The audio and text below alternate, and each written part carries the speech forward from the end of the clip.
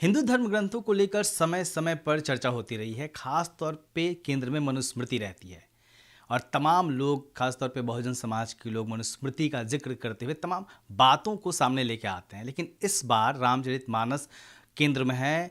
बिहार से ये विवाद शुरू हुआ था जब डॉक्टर चंद्रशेखर, जो बिहार के शिक्षा मंत्री हैं, उन्होंने रामचरितमानस के कुछ दोहों को सामने रखते हुए उसे बहुजनों के लिए, मीन्स SC ST OBC महिलाओं के लिए खराब एक ग्रंथ बताया था। बाद में इसमें स्वयं प्रसाद मौर्य भी सामने आए। उसको लेके लगातार एक जो बहस का दौर शुरू हुआ था पिछले दिनों से, अभी भी चल रहा है। आ- आज के वक्त में जब देश में उग्र हिंदुत्व है, उस वक्त में रामचरितमानस जैसे धार्मिक ग्रंथ पे जो हिंदू जिसको बहुत मानते हैं, उसका विमर्श में आना, उसके विमर्श में आने के मायने क्या है। हमारे साथ हैं डॉक्टर सिद्धार्थ, जिन्होंने जाति का विनाश किताब को जो संपादित किया फिर बाद में, और फिर हिंदू धर्म की पहेलियां हैं उसको फिर संपादित किया और लिखा, और जाने माने लेखक हैं। और रामचरितमानस को लेके पिछले दिनों उन्होंने एक घंटे का वीडियो बनाया था जिसको लोगों ने काफ़ी पसंद किया था। सर, आज के वक्त में मैंने कहा कि उग्र हिंदुत्व के दौर में जब राजनीति केंद्र में है, उस वक्त रामचरितमानस को लेके जो विमर्श शुरू हुआ है, उसके मायने क्या देख रहे हैं आप? अशोक जी, देखिए, जैसे लोगों को एक चीज़ दिखाई दे रही है जो सतह पर है कि उग्र हिंदुत्व का एक दौर है। लेकिन ये भी जान लीजिए कि पूरे हिंदी पट्टी में एक सामाजिक क्रांति की लहर सी अंदर अंदर चल रही है, जो दलितों के बीच है, पिछड़ों के बीच है और एक हद तक महिलाओं के बीच है। कोई ऐसा शहर नहीं है, कोई ऐसा कस्बा नहीं है, कोई ऐसा गांव नहीं है जहां 5, 7, 10, 100 अलग अलग जैसी जनसंख्या है, वहाँ सचेतन पिछड़ी जातियों के, दलित जातियों के नौजवान न हो, जो जो इस देश में ब्राह्मणवादी वर्चस्व की जो भी वैचारिकी है, जो भी उसके तर्क हैं, उसके खिलाफ उनके अंदर एक गहरी विद्रोह की भावना, आक्रोश की भावना और उनके अंदर चेतना है। तो एक सामाजिक क्रांति सुलग रही है पूरे हिंदी पट्टी में। और जिस सामाजिक क्रांति का लगता था एक जमीन बहुत पहले बनी थी, लेकिन इस समय वो सुलग रही है और उसी का रह रह करके कुछ अभिव्यक्तियां होती रहती हैं। जैसे आप देखिए कि राजेंद्र पाल गौतम ने जी ने शीर्ष पर कोई अभिव्यक्ति होती है, राजेंद्र पाल गौतम जी ने कहा 22 प्रतिज्ञाओं की। अब उसका परिणाम आप देखिए कि उनके 22 प्रतिज्ञाओं पर कहते ही और उस पर अपर कास्ट की प्रतिक्रियाएं आते ही क्या हुआ कि बिहार से लेके, राजस्थान से लेके, दिल्ली से लेके, मध्य प्रदेश से लेकर के कस्बों गांवों तक में लोग राजेंद्र पाल जी के साथ खड़े हो गए, 22 प्रतिज्ञाओं के साथ हो गए। और ऐसे लगने लगा कि जैसे कोई तूफान सा खड़ा हो जाएगा। यानी एक छोटी सी अभिव्यक्ति होती है और पूरी हिंदी पट्टी आकर के खड़ी हो जाती है। इसी तरह आप देखिए कि एक पंक्ति, दो पंक्ति की बात करते हैं चंद्रशेखर जी और पूरा का पूरा हिंदी पट्टी में एक लहर सी, जबकि इसी तरह स्वामी प्रसाद मौर्य कहते हैं पूरी हिंदी पट्टी में एक लहर चल जाती है। जबकि मुख्य धारा की मीडिया उनके हाथ में है, सब कुछ उनके हाथ में है, अखबार उनके हाथ में है, सारे वर्चस्वशाली इंटेलेक्चुअल बुद्धिजीवी उनके साथ हैं। लेकिन जो ये सोशल मीडिया है, और लेकिन ये सोशल मीडिया एक से दूसरे तक पहुंच रही है, इसका मतलब जो लोग हैं उसको ग्रहण करने की स्थिति में हमारे पहुंचाने से नहीं हो रहा है, पहले ही से वो इंतजार कर रहे हैं। तो मेरी ये समझ रही है पहले से कि इस देश में हिंदी पट्टी में मैं जानता हूँ कि जिस तरह वर्ण वर्चस्व को स्थापित करने के लिए उग्र हिंदुत्व की लहर चल रही है, उसी तरह उस वर्ण वर्चस्व और इस देश को जाति से मुक्त करने के लिए एक दूसरी लहर भी चल रही है बहुजनों की। वो ये सारी परिघटनाएं उसी की अभिव्यक्ति है।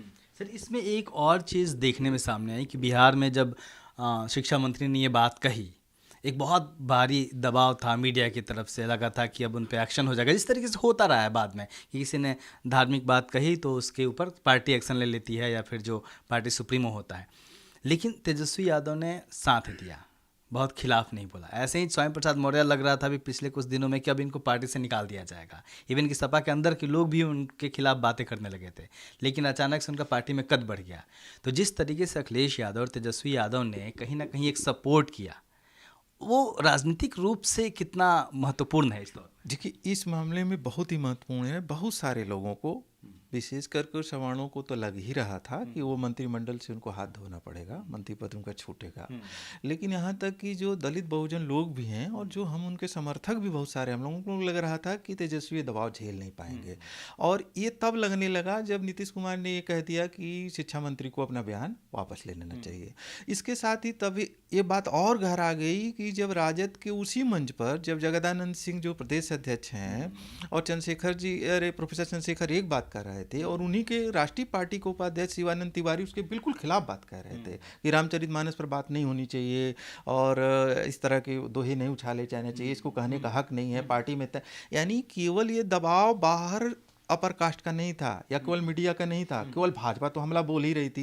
यानी भाजपा का दबाव झेलना, अपने ही पार्टी में शिवानंद तिवारी, और शिवानंद तिवारी तो एक प्रतिनिधि है ना, ऐसे लोगों का दबाव झेलना, फिर जो सहयोगी पार्टी है जदयू, उसके नीतीश जी इतने बड़े लीडर हैं, उनका ये दबाव झेलना, और उस दबाव झेल करके भी उनके साथ खड़े होने की।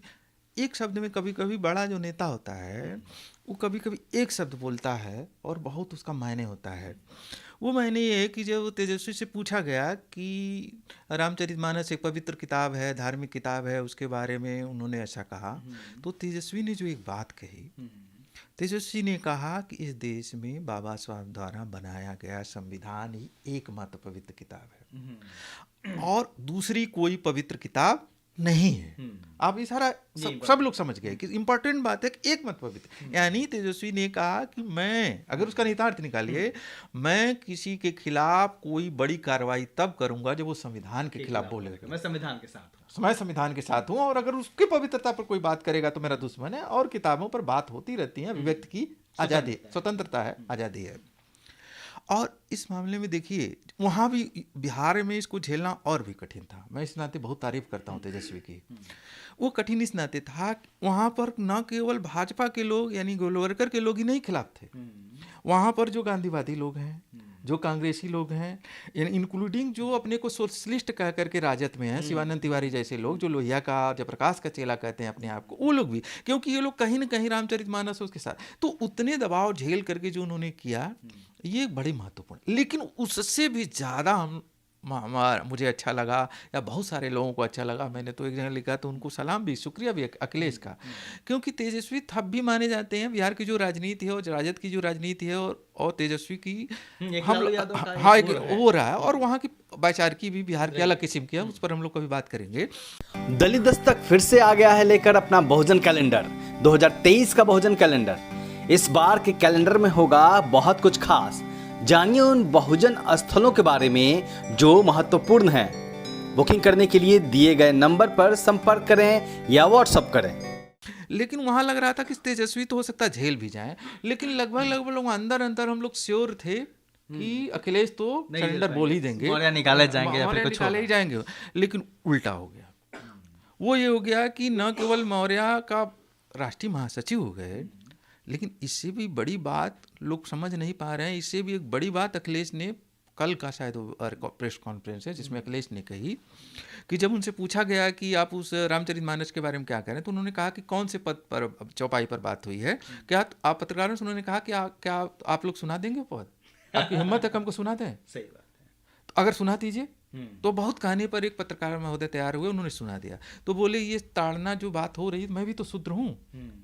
यानी अखिलेश द्वारा खुद को चिन्हित करना कि मैं शूद्र हूँ, और ये जो गाली है वो मुझे दी गई है, मुझे भी दी गई है, मैं कैसे तो इसके साथ खड़ा हो सकता हूँ। तो ये जो आइडेंटिफाई किया अपने के साथ उन्होंने, बहुत स्मार्टली दोनों नेताओं ने स्मार्टली किया। लेकिन एक बात मैं कहूँगा कि राजनेता या जो राजनीति होती है, देखिए कोई भी राजनेता जो होता है, जो राजनीति होती है वोट पाने के लिए भी होती है, सत्ता के लिए भी होती है। लेकिन एक चीज़ दुनिया के इतिहास से आपने देखा होगा कि जब मासेज जो अगर किसी वैचारिकी के साथ खड़ा होती है तो बहुत दिनों तक अगर कोई राजनीति करना चाहता है मासेज का तो उसके खिलाफ नहीं जा सकता है। इधर जो चेतना बढ़ी है बहुजनों की और जो मुखर अभिव्यक्तियां हो रही हैं, आप अखिलेश और तेजस्वी का एक दे रहे हैं, पूरी सोशल मीडिया पर देखिए कस्बे कस्बे में जिस तरह लोग बात कर रहे हैं रामचरितमानस पर, जिस तरह अंधविश्वासों पर बात कर रहे हैं, जिस तरह की जो महिलाओं के खिलाफ, शूद्रों के खिलाफ बातें कही गई उस पर लोग बात कर रहे हैं, ये पूरा एक लहर सी चल रही है। तो सर कहीं ना कहीं ये माना जाए कि जो बहुजन राजनेता हैं हैं। अब वो समझ गए हैं, जो एक बात थी कांसीराम जी ने कि जिसकी जितनी संख्या भारी उसकी उतनी हिस्सेदारी, या फिर जो बहुजन समाज है और उन्हीं को जोड़कर सत्ता में आया जा सकता है। इस पे कन्विंस हैं यूपी बिहार के दोनों नेता। दोनों ने एक बात तो ये समझ में आ गई कि ये काम उनका कर दिया है, सवर्ण मतदाताओं ने और आसान कर दिया। जो उनको मन में ये था कि हमारे तरफ आएंगे, पिछले दिनों सारे सब ने साबित कर दिया कि ये सवर्ण अब भाजपा को छोड़ के आने वाले नहीं। ये तभी तक बसपा को वोट देते थे, चाहे सपा को वोट देते थे, जब बसपा एक दूसरे को हराना, यानी बसपा सपा को हराए, यानी हमारे पिछड़े बहुजन समाज के बीच की लड़ाई में वो हमारे साथ पल्ला अपना भारी कर रहे थे। हमारे साथ नहीं थे वो खड़े, बल्कि अपना पल्ला भारी कर। अब उनको अपनी असली पार्टी मिल गई है, तो अब वहीं रहेंगे, हमारे साथ नहीं है। और दूसरी तरफ उनको ये भी समाज में जो जागरूकता आई है, उनके नेताओं और पार्टियों को भी ये सोचने पर बाध्य होना पड़ा है कि अगर हम समाज के साथ नहीं चलेंगे तो बहुत दिनों तक राजनीति नहीं कर। लेकिन एक बात मैं और कहना चाहता हूँ कि कई बार लोग कुछ वैचारिक विचलनों के चलते कह देते हैं कि बसपा भी ब्राह्मणवादी पार्टी है, सपा भी ब्राह्मणवादी पार्टी है। ठीक है, लूज टर्म में कोई कह सकता है, लेकिन बहुजनों नेतृत्व वाली पार्टियों का ब्राह्मणवादी होना और अपर कास्ट के नेतृत्व वाली पार्टियों का ब्राह्मणवादी होना एक चीज नहीं है। जैसे आप ये देखिए कि इस केजरीवाल को इतना बड़ा अपने को लोकतांत्रिक कहता है, बाबा साहब का अनुयायी कहता है और पोस्टर लगाता है, डेमोक्रेसी की बात करता है, कोई अब मॉडर्नाइज है, अरे तकनीक पढ़ा है, साइंस पढ़ा है, ये है वो है, नए भारत की बात कर। उनको केजरीवाल को 1 मिनट 2 दिन के अंदर ही उसने सबसे अपने लोकप्रिय नेताओं में से एक नेता राजेंद्र पाल गौतम को बाहर का रास्ता दिखा दिया, मजबूर कर दिया बाहर का रास्ता दिखाना। मतलब वो एक सब लोग जानते हैं कि ऐसे नहीं है, उनको मजबूर कर दिया कि बाहर का रास्ता दिखाने के लिए। लेकिन इतनी विपरीत परिस्थिति में अगर तेजस्वी खड़े हुए और अखिलेश खड़े हुए, तो क्या आप समझते हैं कि उनकी जो सामाजिक पृष्ठभूमि है उसमें उनका योगदान नहीं है? एक बड़ा योगदान है कि उनकी जो सामाजिक वो दर्द है कहीं ना कहीं। सर आप एक चीज और बताऊँ, मैं रोक करके, कोई भी बहुजन समाज में पैदा हुआ, दलित समाज में पैदा हुआ आदमी कितना बड़ा आदमी होता है, उसी समूह का हिस्सा होता है और किसी ना किसी रूप में झेलना अपमानित तो होता है, किसी ना किसी रूप। वो भले चुप रहता है, नहीं बोलता है, लेकिन उसको अपमान झेलना पड़ता है। इस अपमान को कोई अपर कास्ट का नेता, कोई आदमी इसको समझ नहीं सकता है। और जब मौका मिलता है, और एक मैं और रोक के कहूँ कि जो भाजपा में भी इस समय है ना, दलित बहुजनों के नेता, बहुत सारे नेता, मैं कुछ लोगों की बात नहीं करता, किसी पार्टी कांग्रेस में भी है ना, तो रिजर्व सीटें उन्होंने ही जीती है ना। लेकिन आप देख लीजिएगा, अभी हम लोगों की उम्र कम है अशोक जी, जब लड़ाई आगे बढ़ेगी ना, वो लोग भी हम लोग साथ आएंगे। वो फोन करते हैं, बातें करते हैं, भैया क्या करें, टिकट जीतना है, हम ये नहीं कर रहे, राजनीतिक मजबूरियां। एक और चीज जो आपने कहा कि चौक चौराहों पे बात होने लगी है, गांव गांव में बात होने लगी है, हर गांव में 10-20 लोग ऐसे हैं जो इन पे बात कर रहे हैं, अंधविश्वास के बारे में बात कर रहे हैं। तो ये अभी कौन सा दौर चल रहा है कि हम हिंदू धर्म की कमियों के बारे में बात कर रहे हैं, जो हमारे खिलाफ हैं, उसमें दोहे चौपाइयाँ, नियम कानून, उसके बारे में बात कर रहे हैं, लेकिन अभी कहीं ना कहीं उसमें बंधे हुए हैं। तो ये जो दौर है, एक विचलन का दौर, इसको किस तरीके से परिभाषित करेंगे? देखिए, जब तक ये तो तय है कि जब तक कोई सामाजिक सांस्कृतिक आंदोलन अपने आप को राजनीति में अभिव्यक्त नहीं करता है, सत्ता तक नहीं जाता है, तब तक बुनियादी किस्म का परिवर्तन नहीं हो पाता है। जैसे तमिलनाडु एक मॉडल है बहुजन राजनीति का, अपनी कमियों बेचियों के साथ भी, वो इस नाते मॉडल है कि वहाँ के जो सामाजिक विचार थे, सांस्कृतिक विचार थे, वो राजनीति में अपने को ट्रांसलेट कर लिए थे। हमारे यहाँ राजनीतिक ब्राह्मणवाद को चैलेंज कर दिया गया था, यानी ब्राह्मणों की जगह पर, ठाकुरों लालाओं की जगह पर पिछड़ी जातियों के मुख्यमंत्री, दलितों के मुख्यमंत्री बने। लेकिन जो कांसीराम साहब की एक परियोजना थी कि जो समाज में भी ट्रांसलेट करना है, संस्कृत में ट्रांसलेट करना है, वो उतना आगे नहीं बढ़ पाई थी।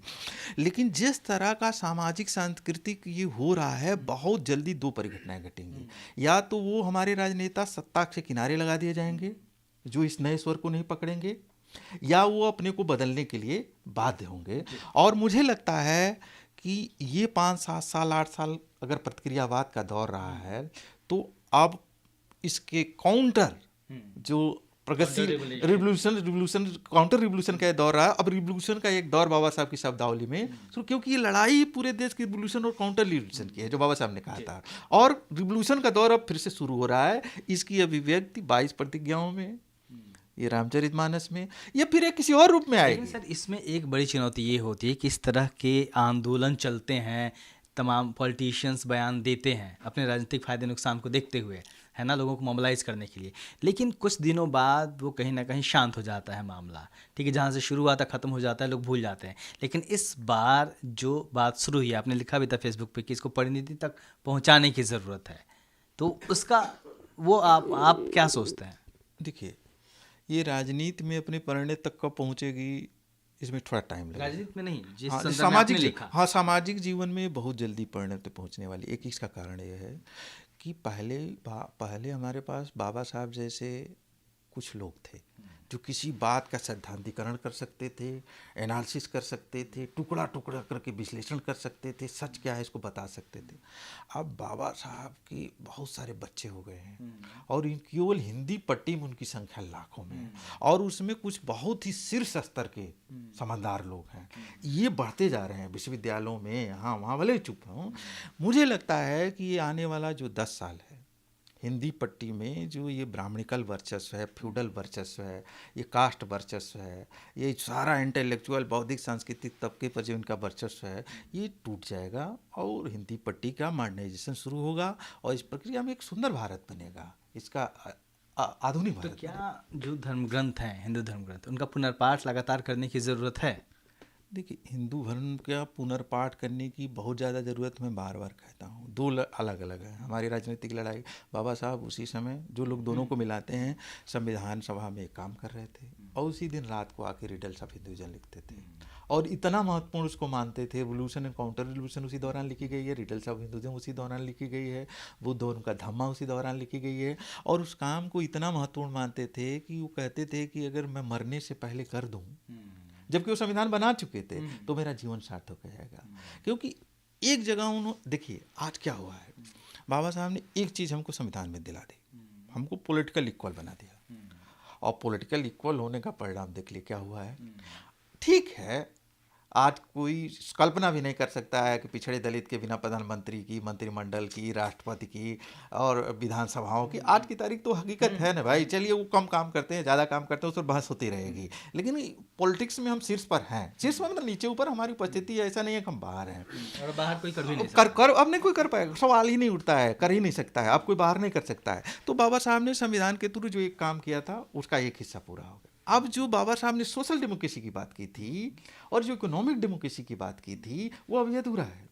और बाबा साहब ने एक बात और कही थी कि अगर सोशल डेमोक्रेसी, पॉलिटिकल डेमोक्रेसी कमज़ोर बनी रहेगी और ये पूरी नहीं होगी तो पॉलिटिकल डेमोक्रेसी, ये जो पॉलिटिकल डेमोक्रेसी पर खतरा पैदा हो गया है आज की तारीख में, पॉलिटिकल डेमोक्रेसी भी खतरे में, क्योंकि केवल संसद और विधानसभा में पॉलिटिकल डेमोक्रेसी नहीं, इंस्टीट्यूशन जो बनाए गए थे बाबा साहब ने बनाए थे, वो इंस्टीट्यूशनों को खत्म कर रहे हैं। नहीं, ये चुनाव आयोग है, सुप्रीम कोर्ट है, ये है, वो है, जैसी सामी सीमाओं के इंस्टीट्यूशन को खत्म कर रहे हैं। तो हमको अब पॉलिटिकल डेमोक्रेसी की लड़ाई बचाने के साथ साथ, संविधान को बचाने की लड़ाई के साथ साथ ही हमको ये सोशल डेमोक्रेसी और इकोनॉमिक डेमोक्रेसी मजबूत करनी होगी, नहीं तो ये बचेगा नहीं। बाबा साहब जैसा चेतावनी 1949 में दिए थे। तो हमारे सामने थोड़ा चुनौती बढ़ गई है कि पॉलिटिकल डेमोक्रेसी भी बचाएं और उसके साथ सोशल इकोनॉमिक डेमोक्रेसी के लिए भी संघर्ष करें। जी, आखिरी कोई बात जो आप इस मुद्दे पे जोड़ना चाहते हैं? देखिए, आखिरी बात मैं एक ही कहना चाहता हूँ, वो है कि आप पूरी परिघटना में एक बात बड़ी सुंदर सी देख रहे होंगे रामचरितमानस वाले में 22 प्रतिज्ञाओं में, कि पिछड़ी जातियों के, दलित जातियों के और अब तो जो वामपंथी धारा के भी कुछ लोग बहुत खुले तरीके से, सबके मुंह से बाबा साहब का विचार और बाबा साहब का संविधान, ये जो निकल रहा है ना, क्योंकि भारत की मुक्ति का सबसे सुंदर, भारत की बीमारी भी बाबा साहब को ही मालूम थी, मूल बीमारी क्या है और भारत की इस इलाज क्या है। सबसे अच्छा, उन्हीं, हर इलाज की कमी हो सकती है लेकिन सबसे अच्छा इलाज, और अगर भारत की बहुजनों की जुबान पर, और जो लोग भारत, कोई और गैर बहुजन भी हो, अगर भारत को सुंदर बनाना चाहता हो, उसकी जुबान पर अगर बाबा साहब आ गए हैं और संविधान आ गया है, विचार और उनकी वैचारिकी आ गई है, ये भारत के एक सुंदर भविष्य की तरफ संकेत कर रही है। और जिन दोहों और चौपाइयों को लेके बात हो रही है जो काफ़ी विवादास्पद है और लगातार उसकी चर्चा हो रही है, उसके बारे में क्या कहेंगे आप? बहुजनों को उसको क्या बार बार देखने पढ़ने की उसमें देखिए एक चीज़ है, वो तो 100-200 चौपाइयाँ जो सीधे गाली देने वाली हैं वो तो हैं, लेकिन वो पूरा का पूरा रामचरितमानस और पूरा उसका स्थपत्य ही बड़ वर्चस्ववादी है। जैसे साफ ही तुलसी ने शुरू में ही कह दिया है कि विप्रधेनु सुर संतहित लीन मनुज अवतार, उन्होंने अवतार ही लिया था ब्राह्मणों के और गायों के हित के लिए, और खुद ही वो कह दिए हैं कि सबसे प्रिय जो मुझे हैं ब्राह्मण हैं और वेदधारी हैं, और वही काम पूरे में रामचरितमानस में संपन्न हो। अब इसमें रामचरितमानस में एक गड़बड़ी होती है, आप एजुकेशन के औपचारिक महत्वपूर्ण एजुकेशन आपने प्राप्त किया है, ये दोहरा उसको वो देते हैं। अगर वो साहित्य है, अगर वो धर्म ग्रंथ है तो पढ़ाया नहीं जाना चाहिए साहित्य में। कोई भी धर्म ग्रंथ नहीं पढ़ाया जाता है, साहित्य का हिस्सा नहीं होता है, विश्वविद्यालय का हिस्सा है। और अगर वो साहित्य है तो फिर उस धर्म ग्रंथ का आवरण लेकर के उसकी पवित्रता की बात मत कीजिए। सारे साहित्य आलोचना के दायरे में होते हैं, बहसें होती हैं, मुबाहिसे होती हैं, उसके नायक पर बात होती है। जैसे होरी है तो उसका नायक का तो सब पर बात होती है, माता दीन है, दाता दीन, सब पर बात होती है। तो अगर रामचरितमानस एक महाकाव्य है, साहित्य है, तो उसकी पवित्रता की बात नहीं होनी चाहिए कि ये धर्म पर हमला नहीं, क्योंकि आप साहित्य के तौर पर उसको पढ़ा रहे, उसके आधार पर आईएएस की परीक्षा होती है, पीसीएस की परीक्षा में पूछा जाता है, क्लर्की में पूछा जाता है, एमए में पूछा जाता है, पीएचडी होती है, रिसर्च होती है। धार्मिक ग्रंथ कैसे हो गया हो? धार्मिक ग्रंथ कह करके आप हमारा जुबान छिलना चाहते हैं। ये जो अपने को दो प्रोटेक्शन आप मत दीजिए। और धार्मिक ग्रंथ है तो आप उधर रखिए, हम उस पर बातचीत नहीं करेंगे, आप उसकी पूजा करें। एक बात और मैं अशोक जी कहना चाहूँगा कि ये जो बार बार टीवी चैनलों में आ रहा है ना, और कई बार बहुत सारे लोग कह रहे हैं कि रामचरितमानस घर घर में था, जन जन की जुबान पर, नहीं, ये गलत है। आप आज भी चले जाइए, किसी दलित घर में दिखा दीजिए रामचरितमानस, रैदास साहब का कुछ मिल जाएगा, कबीर साहब का मिल जाएगा, अब तुलसीदास वहाँ नहीं मिलता है। आप किसी कहार के यहाँ दिखा दीजिए, किसी धोबी, ऐसे तो ये लोग भी नहीं चाहते तो वहाँ जाए, लेकिन वहाँ है भी नहीं। यहाँ घर घर का अक्सर मतलब क्या कर दिया जाता है कि जो चीज़ अपर कास्ट का वही घर का है। जैसे एक उदाहरण दे करके आपको कहूँ कि हम लोग पढ़े होंगे, आप भी पढ़े होंगे, कि भारत में सती प्रथा थी। सती प्रथा तो ब्राह्मणों छात्रों के अलावा किसी के यहाँ नहीं थी। किस यादव के यहाँ, किस धोबी के यहाँ, किस कुर्मी के यहाँ, किसके यहाँ सती हुई, आज तक एक को कोई नहीं हुआ है। जैसे भारत में विधवा विवाह नहीं होता था, किसके नहीं होता था? ब्राह्मणों के यहाँ नहीं होता था, क्षत्रियों के यहाँ नहीं होता था, लालाओं के नहीं, और सबके यहाँ होता था। तो यहाँ नहीं होता, तो 85% का। तो ये भारत अक्सर जब कहा जाता है, लोग कहा जाता है, तो उसका मतलब कुछ सीमित 10-15% अपर कास्ट कह दिया जाता है। रामचरितमानस जन जन में था, जन जन, जबकि जनसंख्या के हिसाब से 85% असली भारत होगा। तो वो अपने को असली भारत के, जैसे वो हमारे गांव, हमारे पूरब में कई सारे गांव हैं, तो किसी गांव का नाम मिसरौली है, भले 10 घर, दुबौली है, भले 10 घर दुबे, पिछड़े दलित कितना हो उसका नाम दुबौली है, ये मिसरौली, ऐसे ही चलता है। जी, बहुत बहुत शुक्रिया राम सिद्धार्थ जी। तो निश्चित तौर पे इस चर्चा से आपको तमाम चीज़ों को समझने में मदद मिलेगी। कैमरामैन वीरेंद्र के साथ मैं अशोक दास, दलित दस्तक।